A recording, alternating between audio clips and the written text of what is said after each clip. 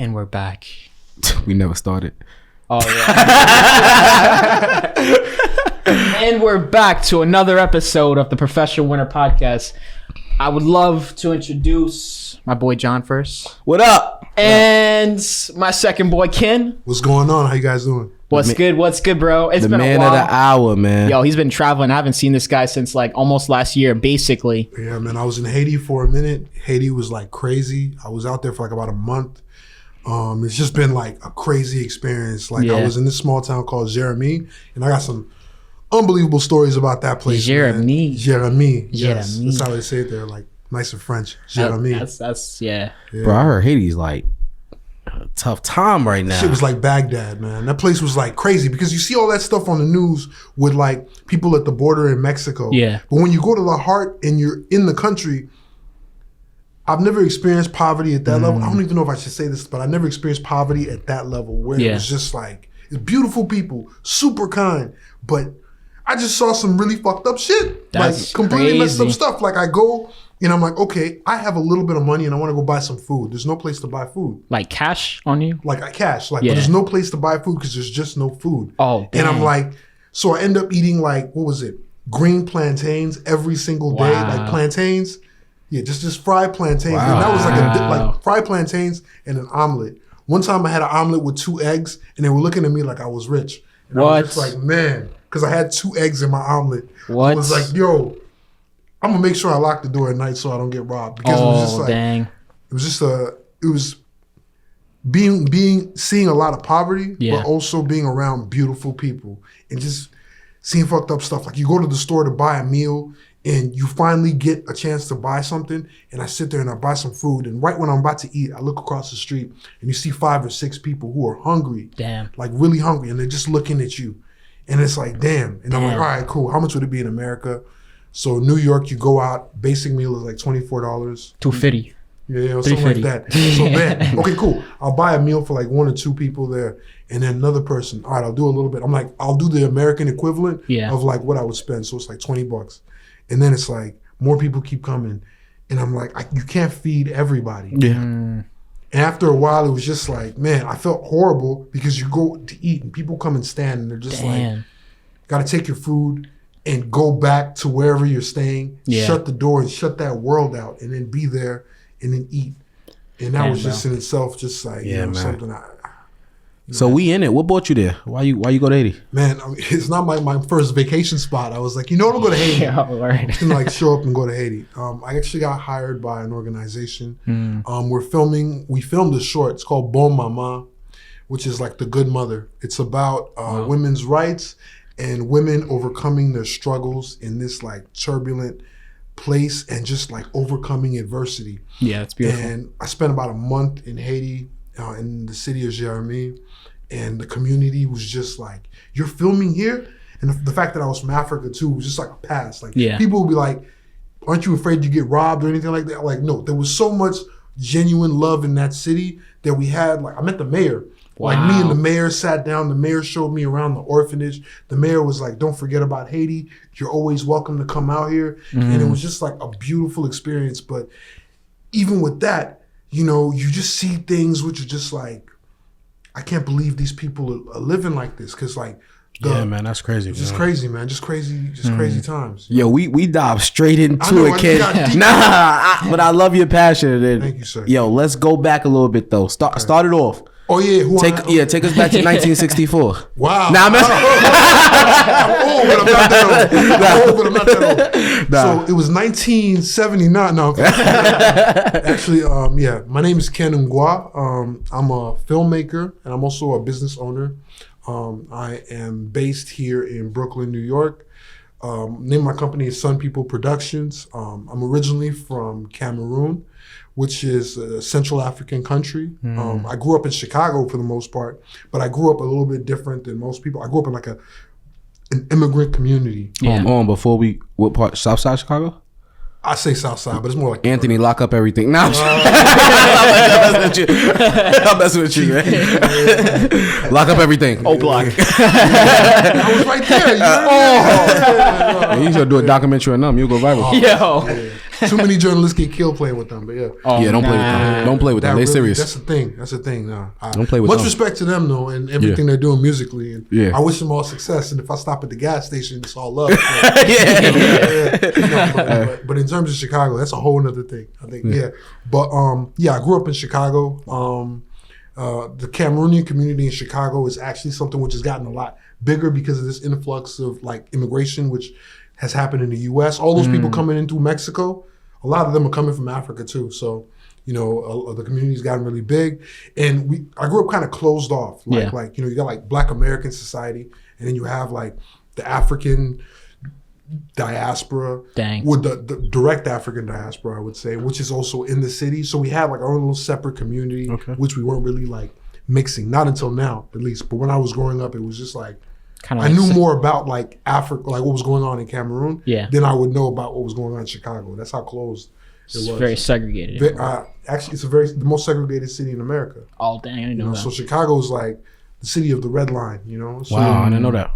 Damn. Yeah, so you have like areas where it's just like, okay, this is where like the Irish live. This is where the Lithuanians live. This is like the Polish part of town. It's not even white and black. It's like more discerning than that. Like, and you grew up in an environment like that, and you're just like, okay. But now I go back to the city and everything's completely changed. It's like everybody's everywhere. I see white women jogging on the south side of Chicago, and I'm like, wow, this would never have happened. Like, it's crazy. Dang. It's just like a mind fuck. But here in New York, everywhere is like mixed together. Yeah. But yeah, the most I've seen like Chicago is on Power. You know that show? Oh yeah. That's the most. That's it. Oh my god. I'm like, oh yeah. Visit, man. See the Irish in this? I was like, oh yeah, that makes sense. No, No, it's mad Irish though. Oh wow. Like, to the point where it's like, if you were a black family moving into that Irish neighborhood, I'm not saying people are gonna look like burn a stake on your door or something like that, but it will be a thing that comes up because like, as much as the city's changed, segregation and people sticking to their own is still, like, I think it's part of the ingrained fabric of the city, Yeah. For good or for worse, So I should like adapt like an Irish accent, pretend I was from Ireland, even though I looked a little different. They'll love you for that. Man. Come in there, put on a leprechaun outfit. Oh, now we I don't know about that one. I don't know about that one. They gonna whoop Green it. boots. Yeah. So when you grew up in Chicago, tell us a little bit about your childhood, your family, your upbringing, all of that good stuff, man. That's what's up. I grew up in Chicago. My dad worked for the United Nations. Oh, nice. We didn't come here as refugees, actually. My dad was working at the UN here, but we ended up moving to Chicago. And it was just a different upbringing. Like, I didn't start listening to rap music till I was maybe, I'd say, 13 years old. What? And I remember the moment I started listening to rap. Because, like, my experiences in school was like, man, any immigrant child will tell you, it was a horrible experience. Like, I'm going to school with, like, corduroys and dress shoes and polo shirts. And this, and this is, like, Black American culture, which you're walking into, not knowing anything about anything. Yeah. So you're just like, oh, Lord, here he comes. Yeah. And just getting roasted, Yeah. Like, I'm old now, I mean, it's whatever. Just getting roasted and, like, having to deal with that. And just being like, okay, I didn't know that, Nikes were a thing. Or it's crazy to say. Yeah. That's your experience. That's awesome, man. Because you just grew up in a culture where you don't really experience that. And you're just like, okay. Gabe would have definitely bullied you. What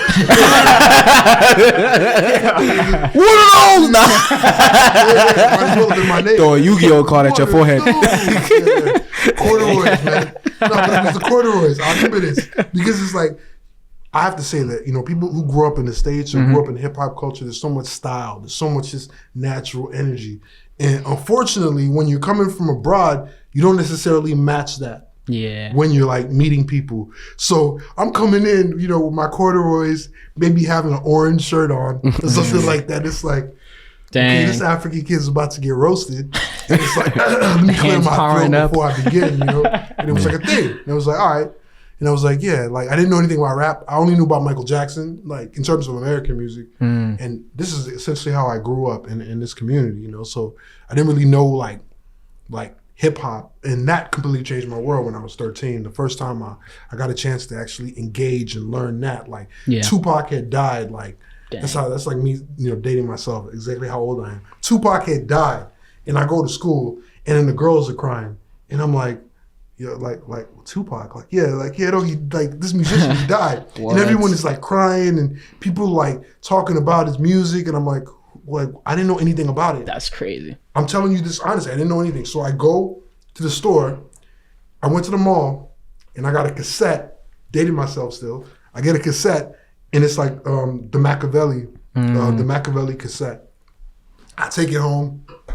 I put on like Hail Mary and I'm like, yeah, this is me now. This is me now. I'm all about this. This is my world. I completely like dove into it and was like, all right, so thug life? Yeah, okay, I got that. Really? Yo, but that's crazy though. Let's go back a little bit. But you knew Michael Jackson.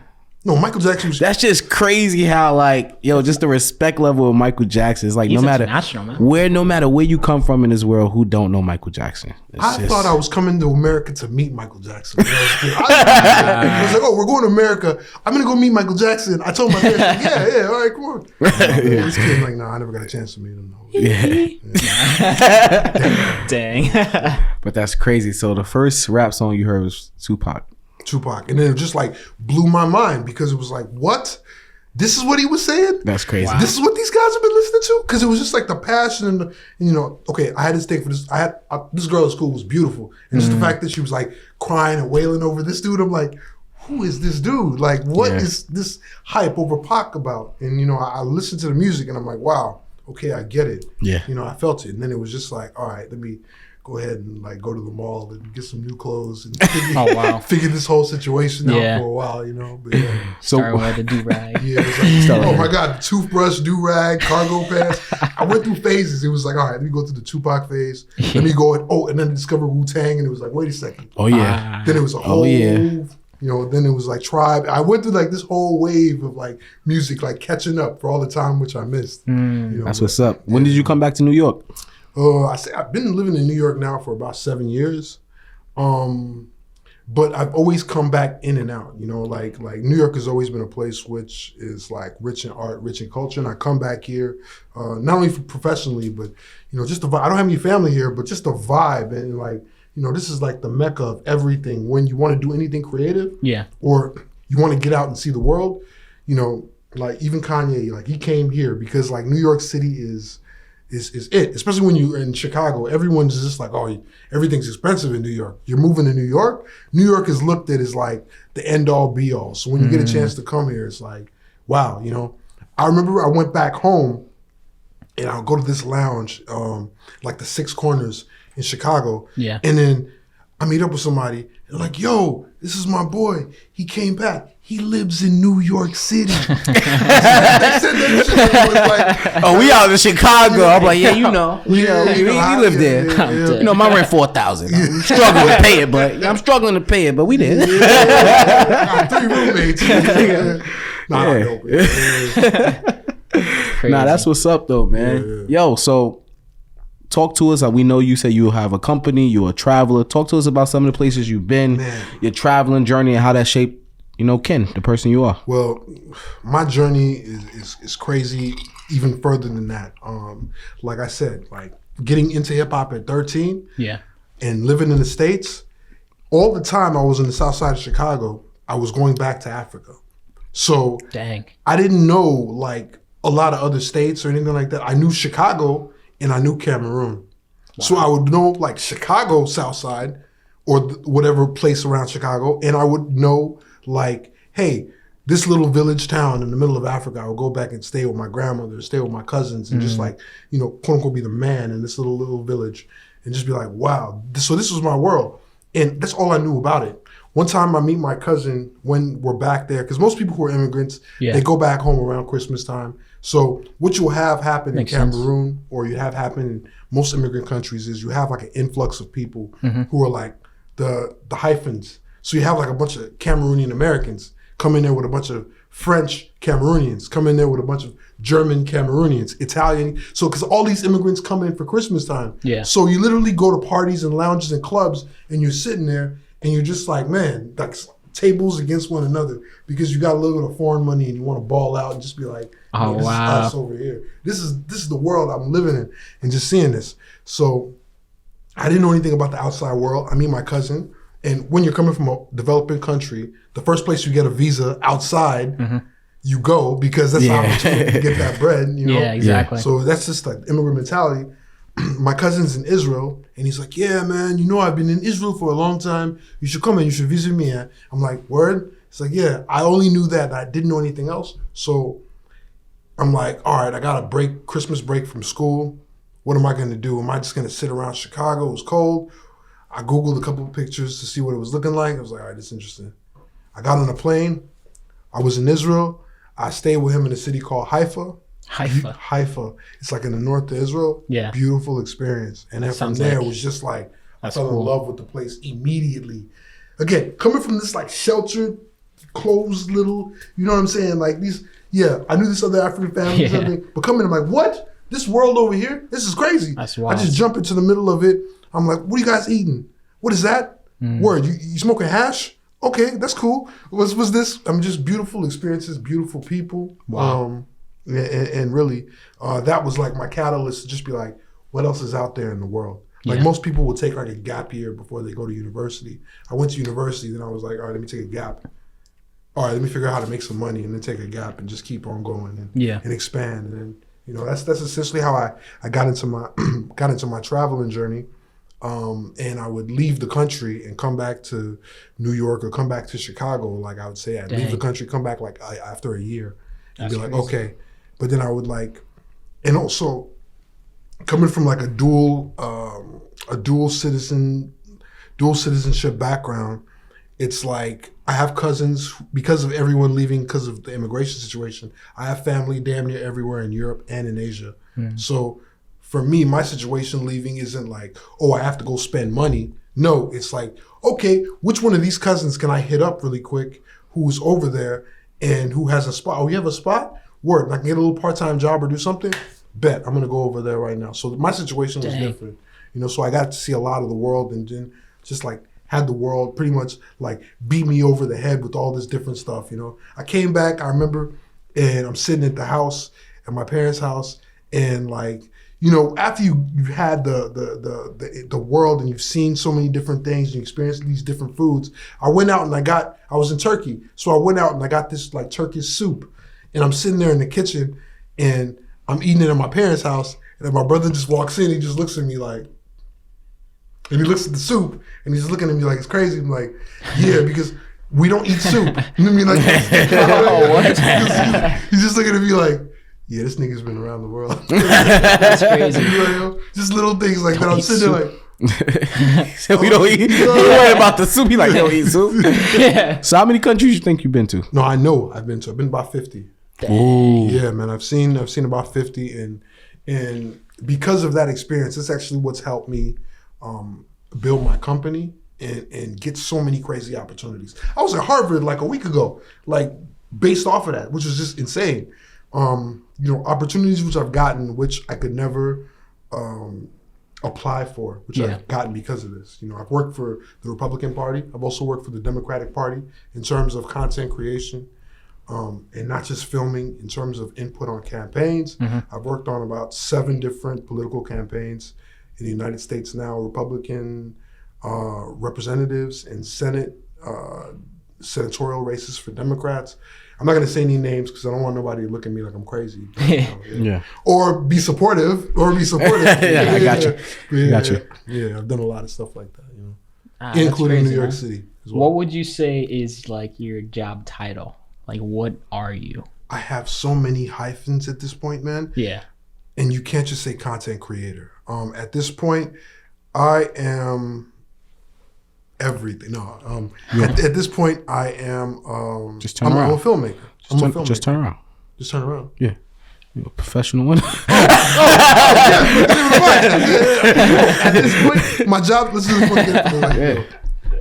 Like, That's what we do. Okay, at this Once point, you start adding a bunch of hyphens, that's why you're here. The professional winner. Exactly. Yeah, you know, at this point, I think that my job title will be I'm a professional winner. Exactly. Fire. Yeah. There we go. Yeah. You know, and it's just it's bumper clock gunshot. Yeah. Me can't play the game now. Yeah. Nah. One of the things that's very interesting to me, and I definitely have not been nowhere near as many places as you, but tell me about how that shaped you as a person. Not just about the opportunities, your company, that's great, you know, but like you individually as a person, like learning different cultures, being in different environments, and the type of you know, the way you view life and the way you see things. It fucks with you. It fucks with you. Interesting. And not in a good way and in a bad way too. Because it's like you walk into a room and you see a bunch of people here and you were just in another place and you see very similar patterns, but nobody else sees these patterns except you, because it's like, I get it.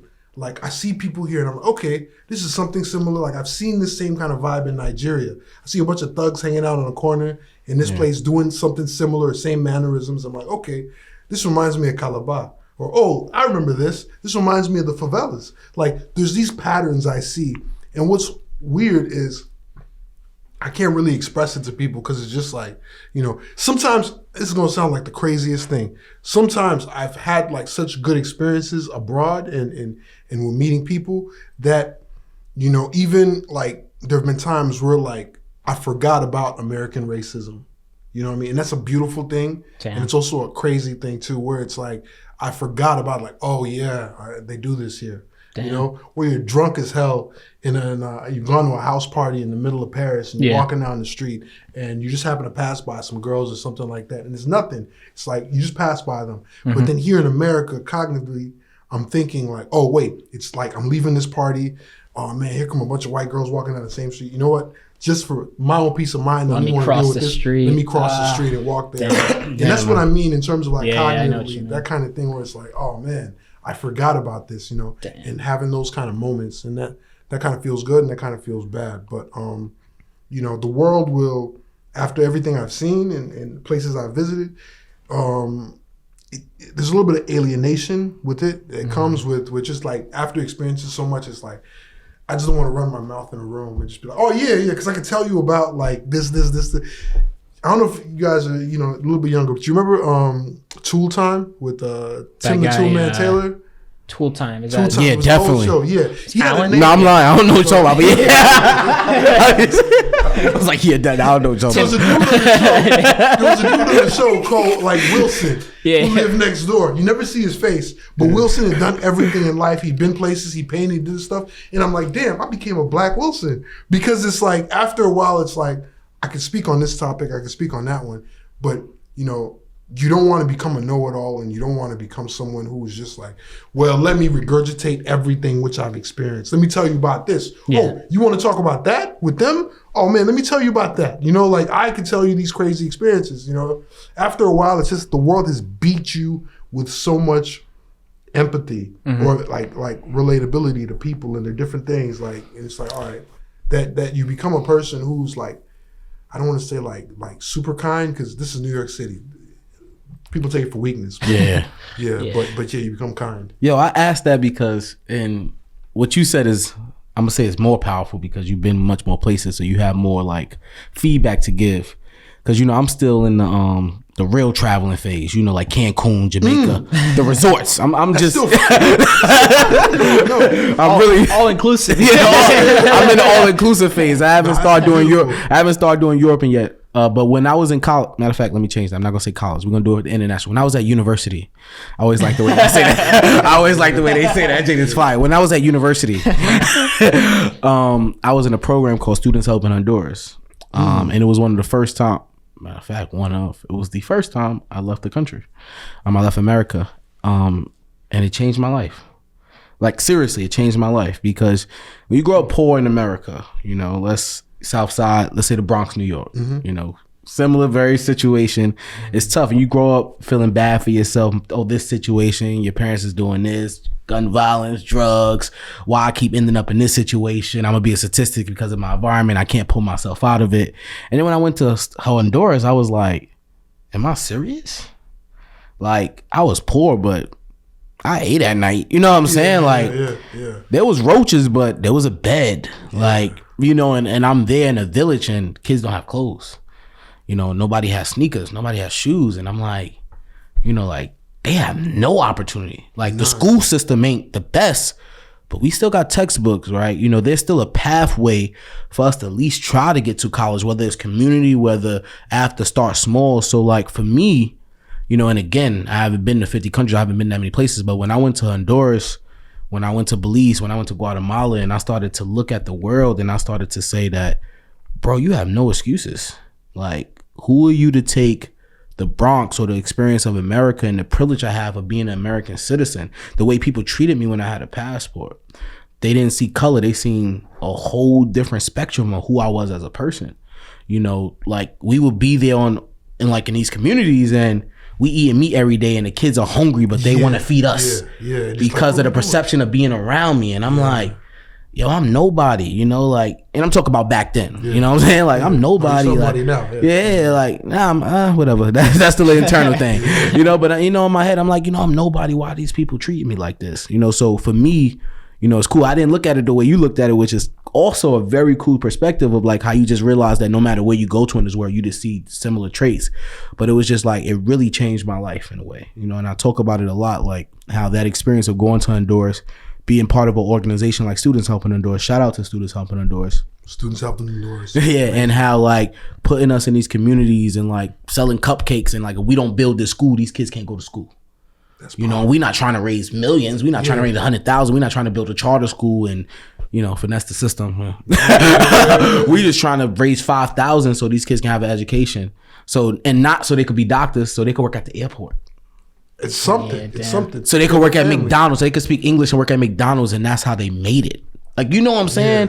Like, we was building schools for that. You know, I'm like, I don't even gotta go to school. I'm gonna get the McDonald's job. Like, if that's y'all baseline. Yeah, that's like the baseline. That's y'all baseline. That's their made it. Line, man. You know, so like for me personally, like just going to certain places throughout my college journey, like, excuse me, when I was at university, like I started traveling to these places literally for my mental health. Like I wasn't thinking about I want to see the world. I wasn't thinking about, like I would go when I was depressed so I could remind myself, bro, get the fuck out of here. God has blessed you tremendously. Amen. Amen. So like, yo, like, you know, like now again, I'm in the resort phase right now. It's still beautiful. Because my wife don't really like the villages, but we, but like, I'm not like, you know, like I'm playing, I want to go to Africa. I want to do a safari tour. I want to go like, I want to go to certain places. I want to do Europe. I still haven't done Europe, you know, like, so there's a lot of things I want to do, but like traveling for me became like a mental battle for myself to remind myself that. And it kind of sounds crazy, right? Like, does that sound selfish? Like, I went to poor places to make myself feel better. Like, I don't know. Like, I used to battle myself with like yo, am I a fucked up person for doing this? Like, cause think about it. Like, there's a perspective. You could look at it in two different ways. You could look like, oh, that's cool. Like, you know, that's cool. Like that you came back and thought that. But it's also like fucked up. Like, was I going to look? Took away from it? No, it's not that. I'm like, at one point, yes. Like when I was really bad and struggling, a teenage father and going through all these things in college, trying to figure it out. Like, yeah, you know, I used to be like, yo, like I got it better than these people. Not even like that. Like I was there doing community work. To this day, like I sponsored a kid that I met when he was 4. What was this? 2014, 2022. Like I paid for his college tuition. That's beautiful. Like we did something in Students in Honduras called the Cup of Coffee. Where like every month, all you had to do was send what you would pay for a Starbucks cup of coffee. And that $6-7 fed their family, helped the kid pay for his education. And I couldn't believe it back then. Like, you know, like what? Because, you know, we used to be like, yo, I can't help these kids. Like, I'm in college. Like, I have a kid, I'm struggling. And they just be like, no, sign up for a cup of coffee. You go to Starbucks all the time, right? On your campus, you swipe your meal points, right? 1 cup of coffee a month. That's it. Just send it to the kid and it'll change his life. That's enough. You know what I'm saying? So like I went there to do my work, and also, but at the same time, selfishly, I would look at these situations and say, yo, God has blessed you. You know, by learning their culture, by learning. When I was in Honduras in 2014, don't quote me on this, people. Don't go research this. I think the unemployment rate was 51%. Bro, that's crazy. I remember kids leaving to go work for what's the famous banana company out here. Matter of fact, I ain't going. Chiquita. Yeah, I think. Man. You know about that, you right? The wars. Yeah, like the coffee. They would literally leave, come back 3 days. The kids' joints would be scratched. I would like rub ointment on. Like, what they was doing? Why did they disappear for 3 days? They was with us. We was playing soccer. We had fun. Damn. And they'll be like, oh no, he had to go to the coffee plantation and pick the coffee beans for 3 days. I'm like, okay, how much they pay him? These kids are 7, 8. Oh, 65 cents per kid. They say it casually. 65 cents for 3 days. And they say that casually. I remember working with the MS-13 members, tattoos on their face. Wow, man. And be like, yo, I promise you, Mr. Conyers, we ain't gonna kill nobody, we ain't gonna hurt nobody. When you leave, it's like a whole other thing. Like real conversation. Like, yo, it's crazy. They're like, yo, when you leave, like, why you here? But like, while you here, you guys employ us. We don't want to hurt nobody. Like, making a difference. but the government don't help us. 51. Imagine somebody told you. Like, and you know, it's a translator. It wasn't, the conversation wasn't this fluent. I ain't capping. It was translated and stuff, you know. Still. But like, you know, the guy would be like, yo, imagine somebody told you they won't feed your daughter. No matter what you do, you made all the right choices. There is no jobs. No matter if I wanted to go to school, there is no opportunity for me. 51% of the whole country was unemployed. Damn. So what would you do? It's that urgency. I'm sorry. What would you do? I ain't gonna say the answer on camera. Yeah. But if America woke up today and said, John, no matter what you do, all the degrees you got, your kids can't eat, they gonna eat. They gonna eat. Mr. White. They gonna eat. Yeah, one way or whether you tell me not, they gonna eat. No, right? Yeah. So like, how can you judge them? But then I'm looking at them like, yo, you still a monster, bro. You know, but are you a monster? Like, so you know, like, so it was just, it's not like one set thing my mom was going through. It was so much. But let me stop. Ken, go back. I'm talking too much. I'm talking too much. No, but like, yo, the perspective is amazing. Like how you just could realize you've been to so many more places, so you have more data. This thing had me like completely. My mind was like, I don't know. I almost had a nervous panic attack when I first started traveling. I'd say like around maybe like 15, 16 countries in, I had a panic attack. And like, you know, if anyone who's ever had a panic attack as they travel, they're like, okay, where the fuck am I? What is this I'm experiencing? What's happening? Why is my heart beating fast? You know, and I'm in this rural village in Africa having this moment where it's like, okay, you have to calm down. You have to realize that, listen, it's just a moment of flux. But there was a moment when this last trip, I was in Haiti and I had just come back from trying to buy food and I got to literally smuggle my food and then take it back to the room because I don't have enough to feed everyone, that I go back to the house where the main actress of the film, where she lived, which is really just like what's her name? Leela. Leela, yes. Leela, hello. I hope you get a chance to see this. Salut, mademoiselle, ça va? J'espère tout est bien avec toi. Leela, what up? Leela, yes. Leela was the actress. She was actually a friend of the producer. They both had known each other for like 5-6 years. This woman was on her deathbed. The inspiration of the story was she was on her deathbed in the hospital. True story? True story. Wow. And, you know, she was like about to die literally. And she had made a promise to herself and made a promise to like her kids who were there, like, I will not die until I've made sure that I paid for your high school and your college educations. Dang. And so this is like a uplifting story in the middle of that. And the whole benefit or the whole basis of it is just her experiences, her life or death experience in that hospital bed. She was literally on her deathbed, about to die. And she luckily, miraculously pulled herself out of the hospital, went back, started figuring out how to hustle and make enough money to pay for her kids' school fees. And that's what we actually document in this. And we call it Bon Mama, which is like, you know, the good mother. Sounds like blow my mind. Blow my mind, like bon mama. No, but that makes sense too. Right? That does blow my mind. That's crazy. Yeah. Wow. And so how can people get access to this movie? Is it only going to be streaming in Haiti or? No. How does it work? Streaming in Haiti. That sounds crazy. They don't have streaming? Man, I only hear bad things about it, but you can't take what everybody says. I got to say this right now because there's a lot of Haitian people who come from me in Miami. Haiti is a beautiful place with kind-hearted people. But I say that when we finish it, we're going to be putting it on streaming platforms. Yeah. For the most part, we're editing the project now. But I have another film right now, which I'm throwing out at festivals. It's called Nature Boy. And that one is more closely in line with my experiences growing up in Chicago. It's about 3 high school kids who go joyriding through the city of Chicago on the 4th of July. They're all from like different backgrounds. Yeah. And it's just like, you know, street kids meeting suburban kids, African American, African American, and it's just a story based on some experiences in my life and experiences of my friends as well. And you know, we shot it in Chicago right before the pandemic. Yeah. And you know, it's just a beautiful thing. Nature Boy. You know, it's like so. One of the characters is you. Whoa. I would not say that one of the characters is me. I'm saying that a lot of it is based on my experiences. I don't want people to look at this and be like, I see you. So I know. So are you a director, writer? Break it down to me. I'm a director. Like my favorite director. I'm a nerd out a bit now. My favorite director is Werner Herzog, this German dude who's just completely crazy. No script, will go out with his equipment to these countries all over the world and just film content. And I envision myself doing that same kind of thing. So I'm a director. Like, I love to create content. My whole company, Sun People Productions, is not a company about like black people, brown people. It's about ethnic people. And it's about showing these different people in America, outside America, who don't have light. I'll make a film about Azerbaijan just because like I want to see this. I want to learn about that. Like, oh, that's what you eat? That's what you wear? That's what's up. That's how people get married? Mm-hmm. Like, these are things that interest me.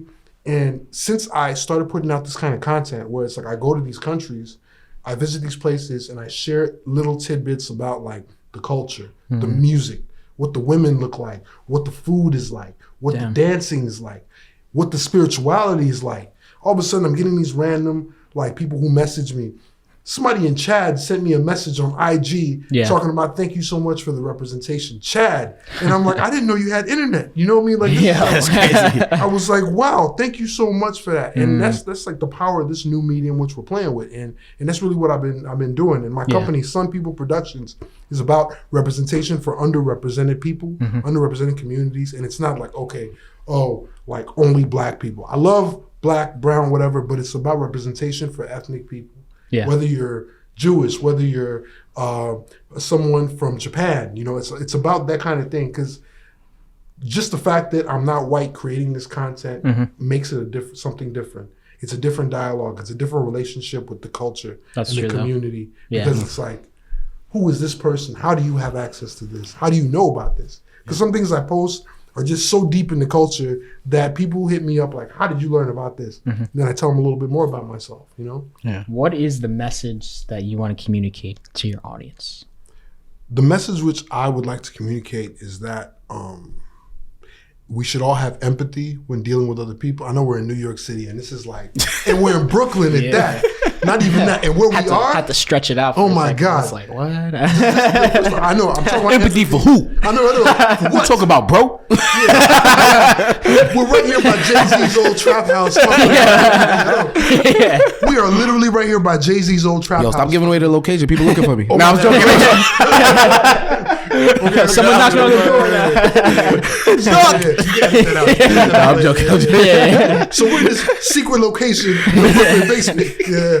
But it's just about like, you know, empathy. Just like we're all connected and we're connected in these ways that some of these differences are trivial. And I don't want to go into this whole Martin Luther King, kumbaya, sit down thing. But it's like, for real, man. Sometimes we need to just cut out the bullshit and look at people as people and figure it out. 100% agree with you, know? man. That's really what the message of my art and everything I create is. And I'm just excited by all of the reactions which I get. Like I was saying, last week I was at Harvard. Like, you know, I went to art school, but my black ass is at Harvard, you know, working with these people. And I'm like, how did they find me? They found me through the content I was putting out on social media. And I was just amazed by that. I didn't even understand that till I accepted it because of the money. I was like, oh my God, okay, they're giving me some good money to come out to Harvard and I get to put this on my website. Absolutely. But then I go there and I'm like, all right, this is a check. I'm sitting there. I'm there for like the entire week. Like they had me for a week working. So I'm just like Ivy League, you know what I'm saying? So you already know what's happening. So I'm sitting there. I'm setting up my equipment. I'm listening to the speeches. And it wasn't until the very last day, we were doing a broadcast between Harvard University and the City College of Hong Kong. You know what I mean? Again, multiculturalism. The speaker came on, Evelyn Hu. She's a professor at the University of Harvard. She comes on, she gives a speech about multiculturalism and about having, about understanding and people communicating from different walks of life. And then I was like, oh, I get it. They did see my content. It wasn't just like some random person that they picked to do this. I'm like, now I get it. I like, you know, my ego was like on 10 after that. I was like, that's a good feeling right there. When someone actually that's a Harvard thing. They actually did their work. They ain't call you for no reason. I was like, damn, you got me for this school. That's crazy. Yeah. No, that's awesome. Yo, clap it up for him, man. Kudos to you for getting a gig like that, man. Thank you, sir. Flowers to you. Thank you that's amazing. You, no, but look at you guys though. I've seen this, man. We were doing what? What were we doing? We were doing, what was it? We were doing New York Fashion Week. Oh, yeah, it was a Fashion Week. And now you're over here doing this podcast, man. You're killing the game, bro. Yo, Gabe, what was the most important thing about New York Fashion Week? I know. We had that when the cameras was off. Talk about it. We were supposed to be working, matter of fact. Me and him were both supposed to be working. He tells me that he's like, oh, at first he introduced me to everyone, that was cool, and then he's like, yo, just take pictures of everything. So I'm exploring, bro. So I'm just walking around. It's a dope spot, you know. It was like some store that was turned into a show. So then I walked downstairs and it was just a whole nother scene, bro. I was like, where am I right? It was like, first it was dark. It was mad smoke, bro. First, it probably was from a smoke machine, but then I realized it wasn't also, it was like, it was a whole like weed like vendor, like with everything, bro. It was like, literally, it was like bud, not just bud, but what, like weed that you could smoke, like joints already rolled. Then there was the oils. And then on top of that, there was also the edibles. I was just like, damn, there's a whole selection. So then I started taking pictures and I was like, so they just wasn't doing the fashion. I forgot what hard drive that was on. He gave me the hard drive. I looked at the hard drive and I'm just like, where are the models? Like, what is this? He's like, I got distracted in the basement. It was a cool day though. I think Drewski was there too. We met Drewski that night. That was fire. Yeah, it was pretty dope, man. Nah, that's what's up. But I got two very important questions for you. Answer in any order you want to answer. No doubt. So the first one is, when is wow, this is bad. Bon Mama. No. Nature Boy. No. No. Next Travel. No. All right, I don't even Production company name. Oh yeah, Sun People Production. Sun People. So when is Sun People Production Tom's Conyers Media collab is gonna happen? Oh my goodness. Okay, wait. Two questions. You've been to a lot of places, but you didn't mention one that I know you've been to. You was born in Africa, right? Yeah. Wakanda. So tell me. Hold on. So tell me how was your experience in Wakanda? Okay. And then you can answer either way. When is the Sun People Production Conyers Media collab happening? All right. Well, on you, Ken. First things first. Confused. Wakanda, they got beautiful, beautiful birds. Okay. Yeah, the birds in Wakanda. You know, it's a beautiful place. Beautiful place. Every time you get to the wall and you try to get in, you can't, but you see the birds from the outside and you're like, damn. Yo, shout out to Wakanda. It's in stores right now. Yeah. I don't think they need our promotion. Nobody's gonna see this podcast. Yeah, I was looking for tickets. See that movie too, bro. You can't see it in New York. You can't see it. It looks like crazy, bro. I try. See, I want to go to iPick. I like the pillow. Me and my wife like to go back. I like to hit the button. You ever been to iPick? I've never been to iPick. Oh, I'm just hearing about this. Anthony, I know you've been to iPick. All the girlfriends you got. Yo, iPick. Yeah, you get a pillow. You get to recline back. You can popcorn, candy, personal waiter. So you don't have to sneak in the only in premium seating. I taught you this last week. He thought it was free in all this. He thought he gonna get the cheap seats and not gonna get a waiter. No, premium seating. You hit the button. It's like $25 now. It's $25 a person. That's not bad. You get free popcorn and candy. I don't think they get the blankets and pillows. No. When I went 2 years ago, I had the blanket, the pillow. Blankets and pillows. You might as well sleep. You're not even watching a movie. The seats recline back. Yo, I need a sponsorship. The seats recline back. You hit a button, person comes, and then they have the whole menu where they'll bring you like sliders, buffalo chicken, egg rolls. Have a whole bar. Buffalo chicken, egg rolls. Slapping. Yo. What's the address? It's on Fulton. It's on Fulton Street. Oh yeah. There's a lot. There's some in Chicago. Take the J train to Broad Street, bro. Yeah. Okay. Nice. And then right across from it is the water. The water. Yeah. So like it's the whole Hudson. It's the Hudson, right? Yeah. The Hudson, and then it's the whole ESPN thing. Stephen A and them do First Take right across the street from my pick.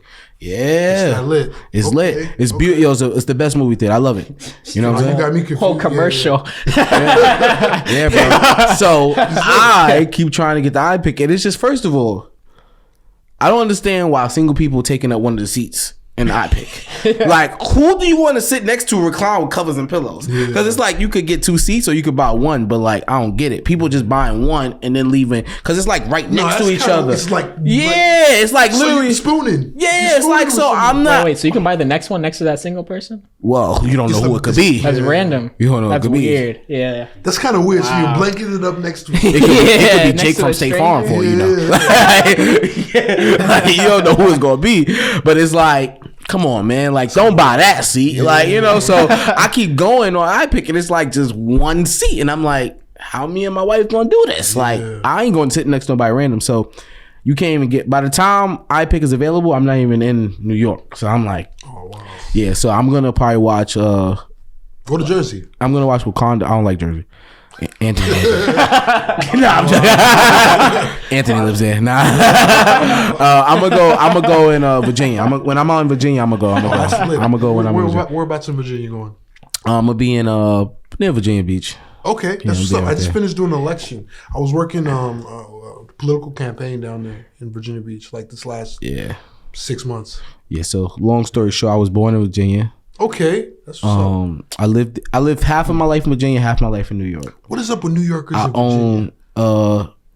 It's close. There's so many New Yorkers down there. Drug trafficking. Norfolk is nothing but I own houses out there. I own some houses out there. I own companies out there. Fantastic. Airbnb out there. You got an Airbnb? Couple, yeah. That's what's up, man. Chicago. Oh, you do too? Yeah. On block? Yeah. No. I'm about to say, ain't nobody behind that. I'm about to say, no. Oh, man. By the way, if you need the place, come stay at my O Block Airbnb. Yo, I would do it. Stop. No, I wouldn't. I ain't that tough. Bop, bop, bop. You know what? Oh, man. Nah, man. Yeah, nah. But yeah. So yeah, man. Virginia, that's where it's at. So I'll be out there the whole Thanksgiving, probably for like a week and a half, with the whole family staying at my house out there. So whole family will be out there. Yeah, Virginia. That's my second home. It's a beautiful city. I was working with the Virginia City Beach Workers Union for the last last year, but last 6 months I've been working diligently with them, like creating all the content, anything having to do with politics in the Virginia Beach City Workers Union. That's me. And it's just been like promoting them, helping that organization like develop all this new media, which we're doing, which you guys are doing now. Because honestly, I also find that when you leave New York City, a lot of people aren't aware or up to date on even the digital space. Yeah, like but not even content though. Like you said something earlier, very early in this podcast about your dad working for the United Nations. So is that also what helps you in the political realm? Like not just about creating content, you probably understand politics on a different level. I think that I understand politics on a very natural level, just because of the way I define natural. I wasn't gonna let you get away with that. That's why we do this together. No, well, in terms of like understanding human nature, in terms of like presenting yourself and presenting policy in a way which is more palpable to like people who aren't necessarily aware. There's certain things you can say and you can't say that some people aren't aware. Just being able to watch yourself politically and not say anything or at least put out a message which appeals to more people than others. That's what I would say I picked up on. And just being politically aware, like knowing for instance, who's the president of this particular country, or or what exactly their government stands for? Are they more conservative? Are they more like hardliners? Are they hardliners? Are they more like liberal? Just things like that in terms of help me out in the political space. Okay, let's talk off camera. I got somebody who's about to run next year. Oh yeah, it's very important. Done a bunch of campaigns, man. Yeah. So. Nature boy in Virginia. Natural. In Virginia. All we do is cook. Yeah. That's actually true. When I went, it's like no, but it's a beautiful place. Yeah, and honestly, well, Gabe, you coming down, right? Yeah, you coming down for a couple of days, or you was capping? I don't know now. 7-hour drive, bro. 7-hour drive. Yo, he fake. He gonna be there. No, you gotta fly, man. 7-hour drive. Gabe don't say no to money. He's driving. Gabe is gonna be there. No, he gonna get there before me. Last time we went to Virginia, he got there before me. Gabe don't say no. Gabe gonna be there. No, Sunday next week. Leaving 5 a.m. Could be on Saturday. No, that's what's up though. Someday. Yeah. So yeah, pretty much Some People Productions. It is a production company based around people of diverse backgrounds. Right now, I just keep putting out this content and having people hit me up. People want to make like films in different countries and necessarily don't have fixers. What I'm branching out into is actually I want to work in the international sector more so than anything. Like let's say like right now, quote unquote, like Ghana is big, going to Africa is big. Eventually, I would like to have like a company helping people who want to go back and do tours, or who want to go back and film, or who want to do something creative there. Yeah. Because I know so many creative people that you've seen on Netflix in African films or in like projects there who, like, you know, are open to working with people from the States, but just don't necessarily have the in. So I consider myself like more of a connector. Yeah. Just being able to be like, okay, I got somebody for you. I know somebody. Let's stay on Ghana. Like, I heard they're giving away a lot of visas. Like, what's going on out there? Ghana I know is you know, lit. you really know what's going on out there. Talk to us about jealous. it.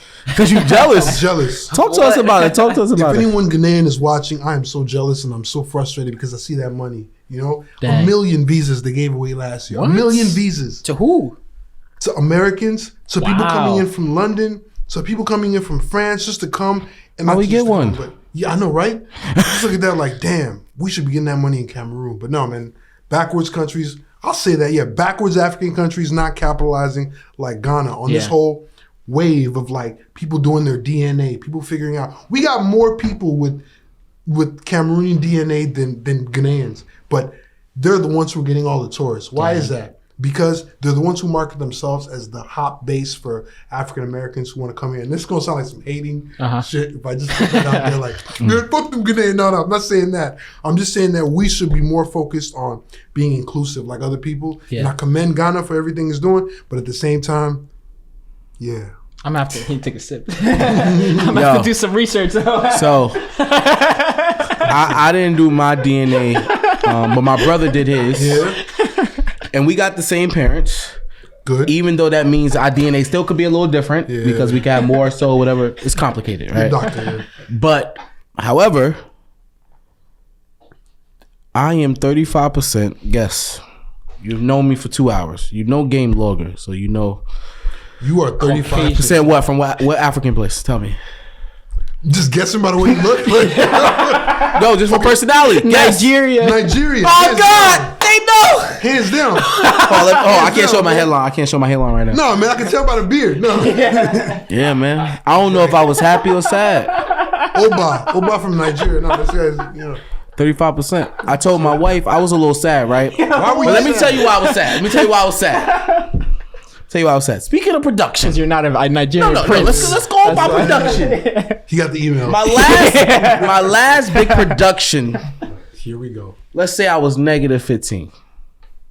Okay. Okay. Let's not talk about that one. But let's say I'm not negative don't because put my my name lawyers in are that. good. Yeah. So I'm not negative. It's gonna end up positive. Yeah. But in too many years. Right? Because the monthly payments are not high enough. Yeah. However,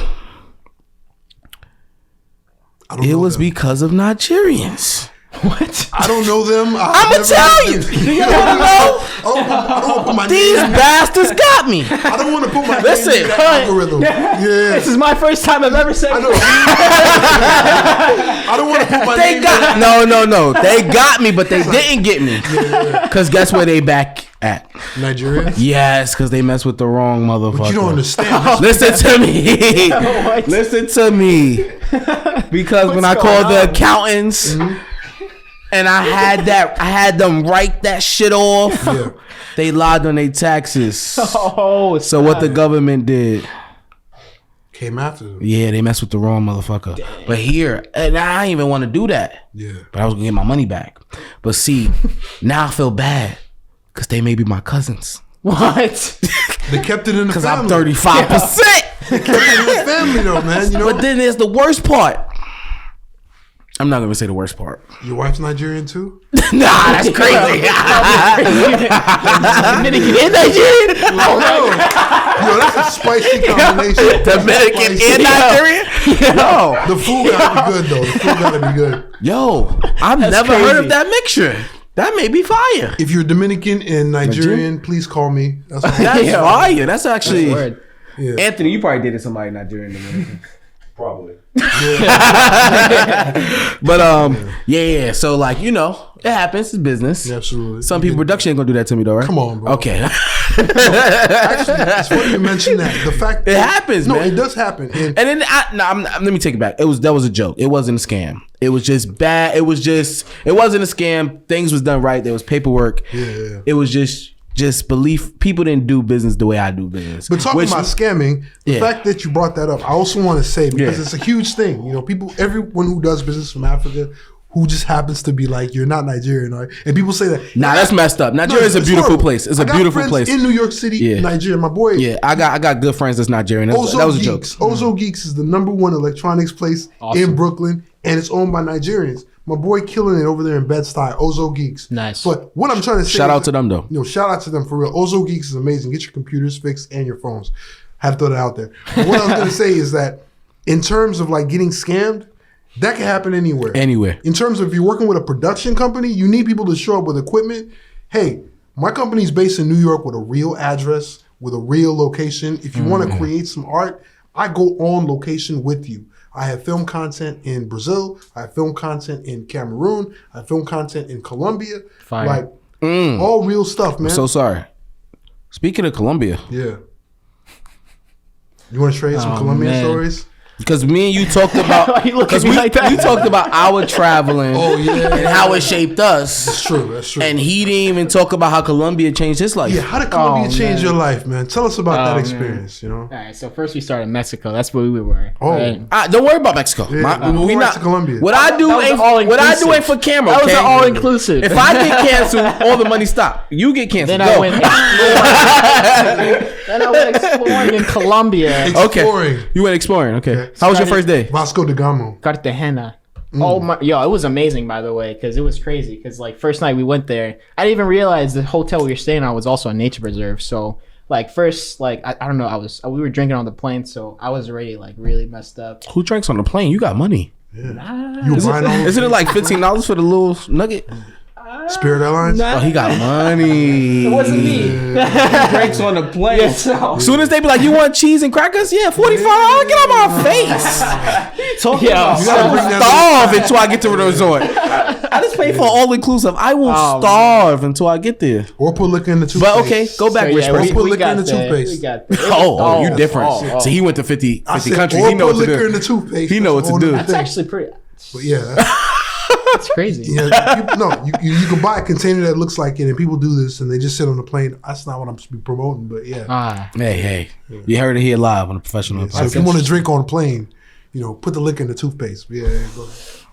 Man, that's different. Actually, I'll think about that one. Thank you, But, I'm happy to help. sheesh. You're sipping on freaking. Just see the man, see him with a toothpaste roll. Just like, man, he needs. Are you okay? My breath is hot. I need to clear my breath. Yo, what is so new? I have a gum disease. Yo. I got a gum disease, bitch. Wild. Yo, get back to Cartagena. Yeah. So you put the Coke on the table. Go ahead. What were you saying? I get there and there's deer running around. There's parrots. Bro, get to the story, man. Nobody asked you about the deers, man. Get to the story, bro. What the heck is happening here, man? Get to the point, man. Talk about some deers.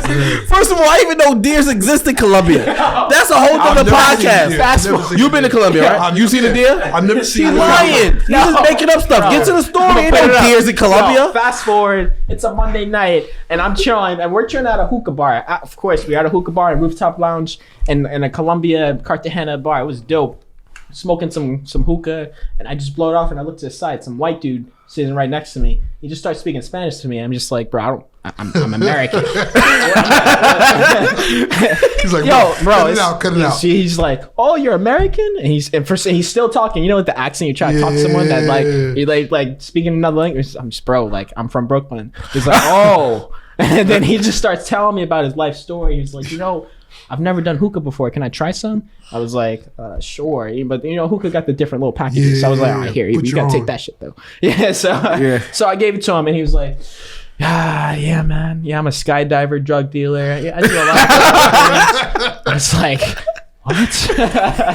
Tell me about skydiving and selling drugs. Yeah. So he was like, yeah, I come to Colombia often. That's why I speak Spanish. He's like, I have a business partner in Cali, Colombia. He does all my business. Not too much for details, me." man. Not too much details, man. You about to get what's going on here, man?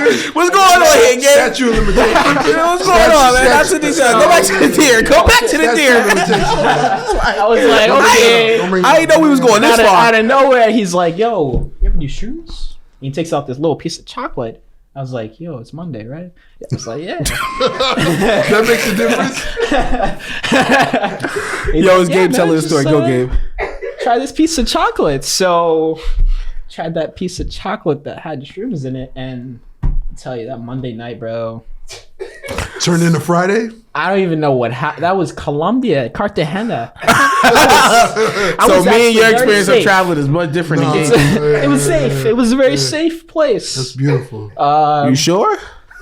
We talk a lot of other things off camera, but it's crazy. It was crazy. I definitely. That is amazing, man. One thing I had to do, and then we'll cut, is that eventually we have to escape that couple. I got them on Instagram. So shout out to you guys. I mean, if I'm ever in Colorado, I will say hi. Yo, what are you doing? You shouting out the plug? What's Oh my God! Sorry, Colorado's this big. is not making the Colorado's podcast. big.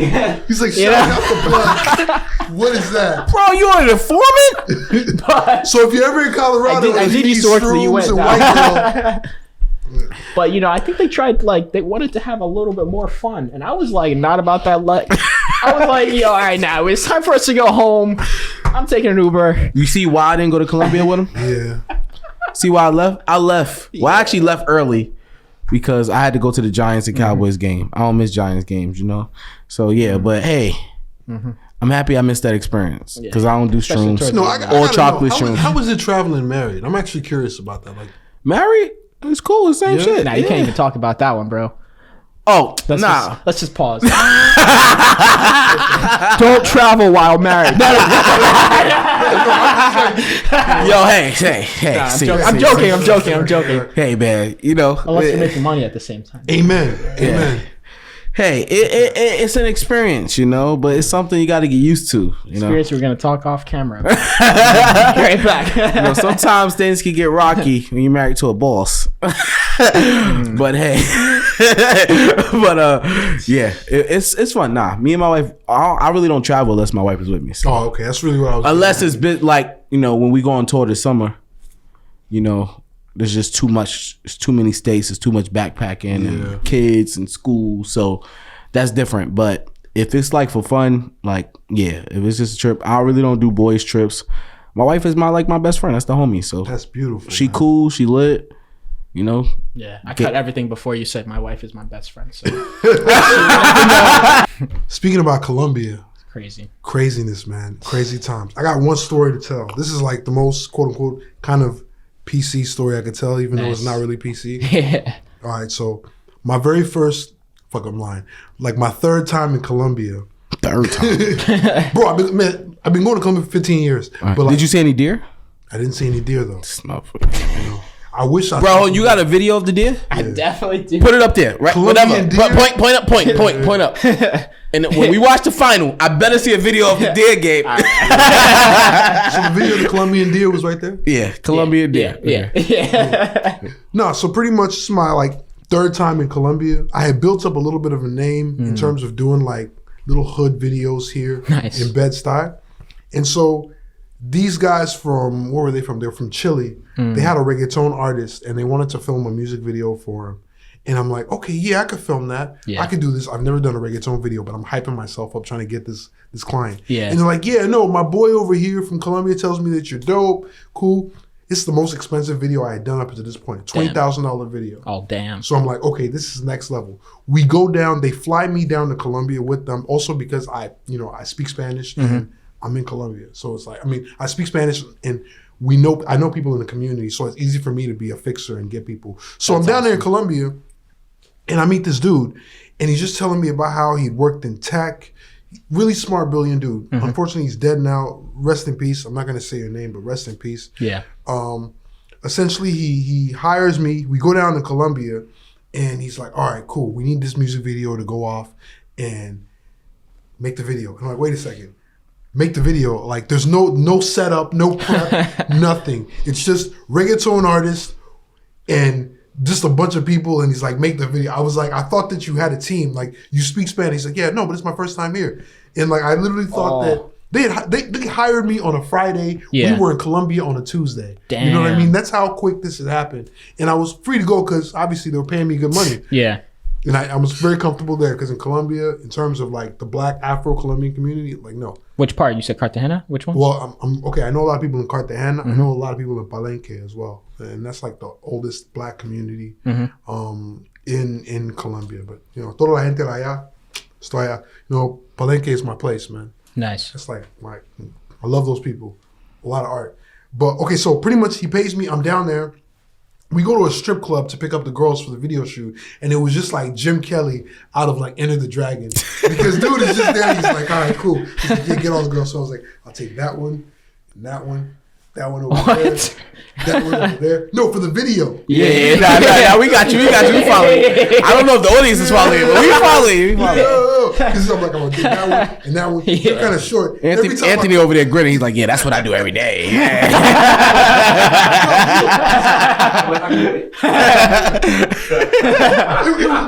It was a surreal experience for me because I got all these Colombian strippers coming up, and every single time I point to them, they're like happy as hell. I'm like, you, because like, you know, they're getting paid, so it's like, yeah, and you come to the video, and all the girls who didn't get picked were looking so sad, and I was like, oh man. You gotta get bigger implants. Yeah, I'm sorry. Yo, stop, bro. Oh my I'm sorry, God. ladies. You guys are crazy. Okay. But so we pick out these girls, and then I'm like, all right, cool. We have the girls for the video. We can start filming tomorrow. And he's like, no, man. We can't film tomorrow. I'm like, what do you mean we can't film tomorrow? He's like, no, man. I need one girl who's gonna be in this video who's like the prettiest girl out of all of them. Yeah. And I'm like, you always need one. I'm like, dude, what are you talking about? He's like, no, man. There's this girl who I have to put in this video. I'm like, you have to look. We can pick any of these women to be. All they're doing is dancing and twerking in the goddamn reggaeton video. And he's like, no, there needs to be this one girl. So I'm like, okay, cool. And I'm like, let's just go pick her up and film in the morning. And he's like, all right, bet. In the morning, we get together. We're gonna go pick up this girl. She doesn't live. First off, she doesn't live in Cartagena. Yeah. Okay. She lives in another city close to Cartagena. Dang. All right. So it's whatever. I didn't know this at the time. I'm like in the car with him, and then we drive for like 20 minutes. Then we drive for another 20 minutes. And I'm like, yo, where the fuck are we going? Like, he's like, no. I was like, dude, we had so many girls who were down for the video. He's like, no, man, we need this girl for the video. I'm like, dang. Okay. We're going to the hills, turning, winding up into this place. Okay. And we end up in this community. And then all of a sudden, I'm just like, yo, like the road disappears for a while. We start going up like unpaved dirt road. Oh, nah. Unpaved dirt road. And I'm just like, what is going on here? So you thinking they should have kept their money at this point, right? Nah, he's trying to get his money back from your organs. I'm like, are they gonna kidnap me? Like there's no profit in kidnapping a black dude in Colombia. Yeah. I'm good in that state. Like, you know, I'm hanging out with a bunch of Chileans. You know, they're taking me up into the hills. I'm like, what's going on? So we get into the hills. And then we get into this little hut on the side of the road. We get to the side of the road, get out of the car. I get out, and mind you, in the car, it's me, him, and the reggaeton artist. There's nobody else, okay? Oh, and this is crazy. I speak Spanish, so I'm good. But at the same time, I'm understanding that this situation is like, we're in the heart of Colombia with this. So it's all three of us in this hill spot. So I'm like, okay. He goes to the door. Bop, bop, bop, bop, bop. Bop, bop, bop. And then this gorgeous girl walks outside. And he's like, Maria, I brought my videographer all the way from New York.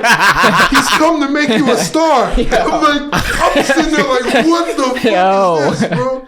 I'm like, oh my God, this guy is over here tricking out seriously. Like, she's really bad. Like, no, she's bad, but come on, man. Like, you made me drive over. That's crazy. I'm driving into the hills of Colombia. Oh, he in love. He was trying to front. He's seriously in love. Dang. Like, yeah. He's just talking to her, and he's like, yeah, you know, listen, I'm going to go talk with her for a little bit. Could you guys just wait? You know, we just want to go talk. I'm like, okay, whatever. Me and the reggaeton artist who are gonna shoot the video, we're standing there outside of this little hut in the hills. He gets in the car with her. He's like, "Yeah, man, I'll be right back. It's cool, it's cool." Oh my and he God. just like takes off down the dirt road. Oh, nah. And now I'm in the middle, and I'm just sitting there like, "Yo, they're paying me great money." Yeah. And now I'm in the middle of nowhere, Colombia, but I'm cool because it's not my first time. I've been here. This is not my craziest experiences abroad. I'm just standing there with this reggaeton artist, and he's like, see. Yeah, see. And then we're just standing there on the side of the road, and I'm like, okay, the house is here. You know, her grandmother's back in the house, but there's literally nobody on this side. I'm talking about like rural village. Next thing, we're standing there, and then shit just got real to a whole nother level. Dude on a motorcycle pulls up. Mohawk. Oh, nah. Okay? He's big like me. Like, you know, and if you know Colombian people, they don't necessarily like big, tall, like Americans. He's big like me. And then he gets up he gets to where we are, and then he looks over at me. Then he looks over at the reggaeton dude. I'm not gonna say his name. And then he looks over at me again. Then he gets off his bike. And like we're standing right in the front of the house, but he just gives us a look and he walks into the house and he asks the grandmother, he's like, yo, where's Maria? And we're just like, oh shit. Damn. And then I hear them talking and I'm listening to what they're saying. And then like out of something, like I heard the grandmother say a word which just like had me like, holy shit. She said Sicario. Now, if anyone knows what a Sicario is, a Sicario is a dude. Maybe I shouldn't say this, but a Sicario is a dude who's pretty much a hitman on a motorcycle. Yeah. For the Colombian people or whatever. They go around and they pop people. I'm be real with this. Yeah. So I'm hearing this shit and I'm just like, what the fuck? And he sees us out here. He doesn't say a word to us. He came from Maria, this chick. And I'm just sitting here like, yo, man, I don't know who Maria is, but I'm not going to say a goddamn word. So me and this guy are pretending to have a conversation just so we don't have to talk to this dude. I'm not a bitch. It's not a situation. No. You can be a bitch in this moment. If I'm on a mountain in Colombia with a hitman, I'm a bitch. So I don't want no problem. You're not home. He doesn't see her there. He gets out of the house after talking to the grandmother, gives us one more look. There's no joy in this man's face. He did not look like a very good person. Oh, man, this is not good. He gets back on a motorcycle, speeds off down the road. I'm just standing here like... Y'all don't even got a car. We don't have a car. He took the car. Dang. All these little kids come out. They start kicking the soccer ball around. We're sitting there for another 15 minutes. Finally, my guy, I'm not going to say his name because you probably see this, comes over. Not my guy anymore, but the dude comes over. Yeah, please don't say no names. I don't want to incriminate nobody. Yeah. I'm pretty sure Gabe want to go back and look at the deers, so I don't want Gabe to be shot down in Colombia. So, like, please don't say no names, please. No, but this is real. This is real. If anybody knows who I'm talking about, this is not. I'm not making any of this up. So what happens is he comes back with Maria, and then they're all lovey-dovey. I'm like, oh, that's cool. You've been out here caking it for like 25, 30 minutes, and like I'm getting paid regardless. But I'm just sitting here like, yo, you're putting my life in jeopardy on the side of the road. I just want to make art. I'm hanging out here with this Chilean reggaeton star and this and waiting outside of this house, eating Sicarios. I'm like, yo, man, do you understand what happened? This is a Spanish conversation. Like, yo, do you understand what happened? Like, there's a guy who came over here and he was looking for Maria. He didn't even hear the first part. He was like, Maria, are you seeing other guys? Oh my God. I'm just like, my God. So they start arguing back and forth. And then her grandmother comes out and says like, listen, for your safety, I think you guys better go. Mm-hmm. We all hop in the car. He starts speeding. Now we're just getting out of this area of Colombia, which we're in. We start heading Is back. this guy from Colombia? He's Chilean. Yeah. He's from Chile. I'm not going to say his name, but he's from Chile. But he knows, obviously he's been down there for things. Yeah. He knows the area. Dang. So we start speeding back to Cartagena. Mm-hmm. As we're speeding back to Cartagena, like, listen, it's about an hour and a half trip over there. Yeah. We pull over and then he's like, yo, man, you could drive. It's cool. I'm not even thinking anything of it. He's like, no, man, go ahead and drive, man. I'm tired. I'm driving. I'm like, I'm not thinking nothing of it. I'm like, all right, whatever. You know, I've driven in other countries before.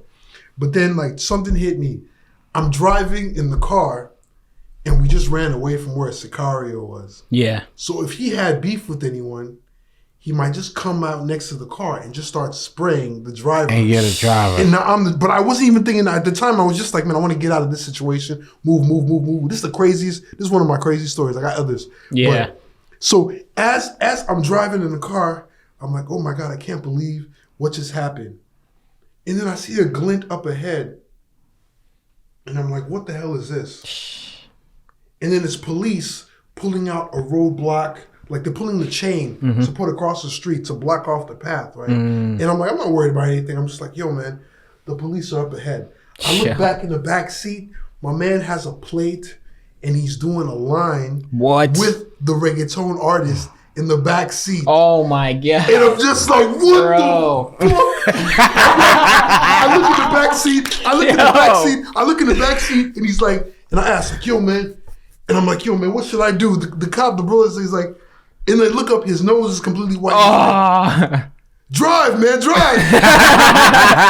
So literally, I wind down all the windows. I like pull up, like the cops are here with the thing in there. I drive into the grass.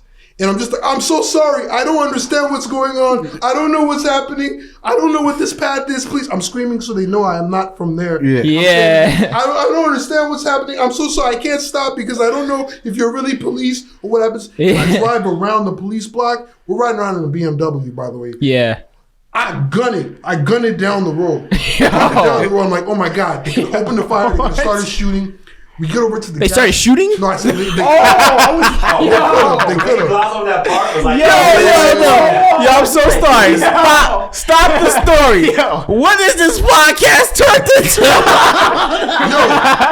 Yo, the professional criminal. Professional criminal. Yo, Welcome. This was like. Welcome to the professional criminal. yo, that's a movie itself, bro. This was making a music video in Colombia, by the way. Oh and I have that God. video if you guys want to check that video out. Because it was a crazy No, put the video. Yo, send him the video. We put it. Yo, matter of fact, the podcast is gonna end with the video. Yo, word. No, but I can get you that video. Yo, this is crazy. That's insane. Yeah, so this is what Some People Production is about. Whatever it takes to make content. more so than whatever it takes to make content. I'm more about the cultural stuff and more about like art history in the world. But sometimes crazy motherfuckers want to pay you a lot of money to go do some shit. So Gotta do it. When crazy people want to pay you and they need somebody who's fluent in French, who can speak Portuguese, who can speak Spanish, who wants somebody who's a fixer and able to like dive into these places without like, you know, the American, oh no, I don't know where this is. Nah, they come to me. I'm not saying that I'm out for the craziness, but I'm with the shit. You know what I'm saying? You know? I'd rather do the art than get involved with, you know. Nah, it's a beautiful thing to like actually know like all the cultures and like, you know, actually be able to like, you know, absorb it and like reciprocate that. But that was like, not a Yo, so imagine if y'all went crazy. to Colombia together. Oh my God. How many deer we could film? on top of lines of coke. Oh my God. Yo, no, I will not be at that trip with you guys. But I have to ask one question. The last question. Ken, Yes. what is a professional winner to you? A professional winner is somebody who appears on this podcast. Hey. Yeah, I'll go with that one. And also somebody who is dedicated to what they do, exhibits like their art in a very passionate way, and is open to new experiences. I think that's what a professional winner is. Yo, now on a serious note, Ken, you're a great man. Keep doing what you're doing. Keep traveling the world. Keep getting new experiences. And I can't wait to see what Some People Productions continue to do. I can't wait to continue to watch you on your journey. You're amazing. Thank you for coming on the platform. We appreciate you. We're definitely gonna be working together. No, God Yeah. bless. Always. Thank you so much. Always, Absolutely. man. It's crazy, man. That's awesome. And yo, we are out. And Nature Boys coming out when? Nature Boy. Actually, I've submitted to about 10 festivals now. I'm waiting to see what festival we get into. you submitted to Sundance? I did submit to Sundance Short. I submitted to, actually no, I did not. I submitted to Make sure you do that. African Film Festival. I submitted to some Tribeca, I believe. A couple different festivals within here. But I want to submit to Sundance. Yo, again, man, appreciate you. And we are out, and have fun watching. What's the name of the reggaeton video? Oh my God! Did I have to tell about the? No, I'm serious. This podcast is ending with that video. What's the name of it? The name of the artist is JD, Yeah. and I forget the name of the song, but it's JD from Chile.